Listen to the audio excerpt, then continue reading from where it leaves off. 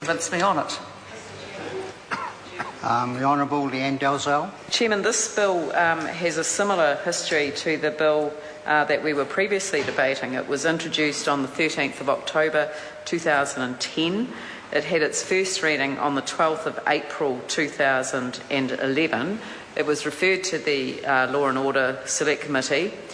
Submissions were obviously called for in a relatively short period of time. They had a mission. 26th of May 2011, the submissions closed. The Select Committee report was referred back to this House on the 7th of July 2011.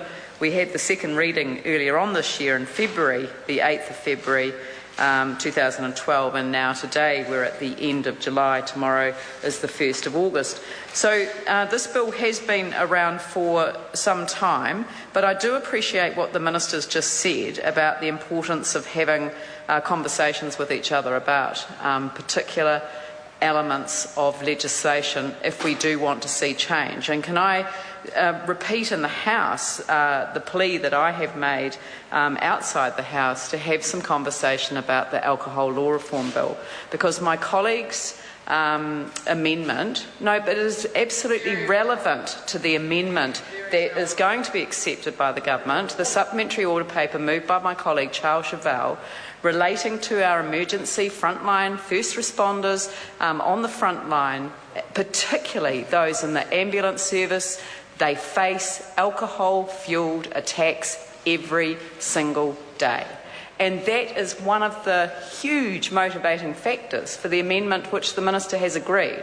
And what I want to repeat in this House, and I've had one of my colleagues, Louisa Wall, who has a supplementary order paper on the sale of liquor or the alcohol law reform, that she would like to be able to put to the Minister directly the concerns that she has. There are a number of amendments that we have, and I do want to meet with her personally to go through those, because I believe that if we actually sat down and had a conversation about some of these issues, I believe we would find a meeting of the minds on some of them. Not all of them. I don't have unrealistic expectations, but I do believe that the Minister, the same as me, that I think the Minister and I both agree that there are some issues that are more important than some of the positions that may be adopted from time to time, and alcohol is such a fueler of the type of violence that we're seeking to address with this particular measure that we're debating here tonight, that it would seem to me to be one of those ones. So because one of my colleagues came and tapped me on the shoulder and said that she would like to take up the challenge that the Minister had just made about speaking directly on the matter, and I informed her that I've made the same request, and I would like to formalise that request in the House. I want to congratulate Charles Chauvel for making this an issue and for dealing with it in the way that he has, because I think it is important that we do set aside party political positions when there are issues, when we can find common ground, and this has been one where we have found common ground. And the common ground does relate to how important all of our first responders are, whether they're in the prison setting, whether they're our police, whether they are our emergency services at the front line.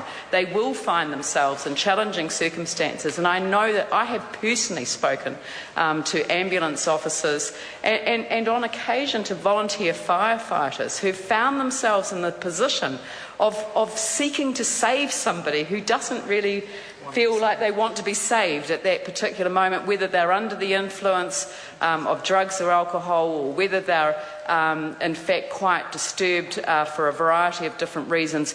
The person who goes to save another finds themselves on a receiving end of a vicious attack. And all of us in this House would want to join together to find ways of resolving that. Now, I've never particularly found that deterrent sentences deter behaviour such as that, but I do think having sentencing around aggravating factors is actually the right way to go. So I'm very supportive of the particular measure as introduced by the government, and then also as improved by the amendment that has been put up by my colleague Charles Chauvel. So I do hope that the whole of the House takes note of the, I think, goodwill that's being expressed interest on both sides of this House as we deal with these difficult issues, but I think important issues for the sake of all those that are affected by them. I call David Clendon. Mr. Chair, I'm pleased to take a brief call on this bill. First